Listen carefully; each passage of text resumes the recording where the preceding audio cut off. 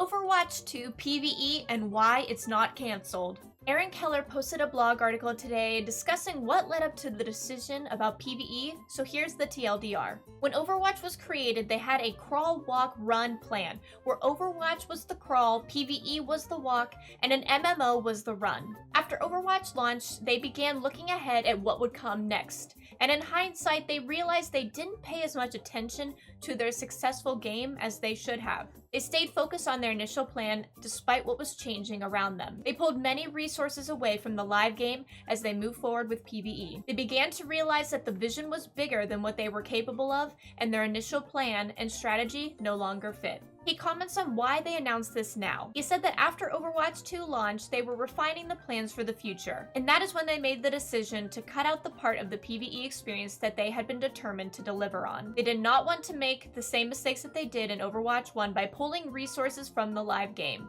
and chose to focus solely on this. This decision was difficult to make, and was definitely not done lightly, because they knew that they would not only be disappointing the player base, but the many team members who had put their time, heart, soul into this project. So let's talk about what we can expect. And I feel like I should just read it as is. What we are getting is story missions. Focus on fast-paced co-op gameplay as well as story cinematics and cutscenes that expand the world of Overwatch. Story missions tell a linear narrative about the heroes of Overwatch reuniting and battling the Null Sector threat, pushing the story of Overwatch forward for the first time since our original game release. These missions take place on huge maps with new enemies, new cinematics. We will begin to release them in Season 6. The work done here is amazing, leaps and bounds above what we have built for PvE previously in our game, and I can't wait for our players to get their hands on them.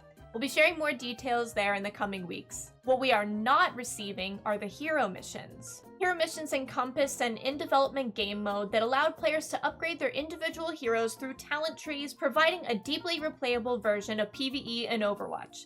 It was a really exciting concept, something that not only resonated with players, but that the team was passionate about and really dedicated to. This is the mode we're no longer moving forward with.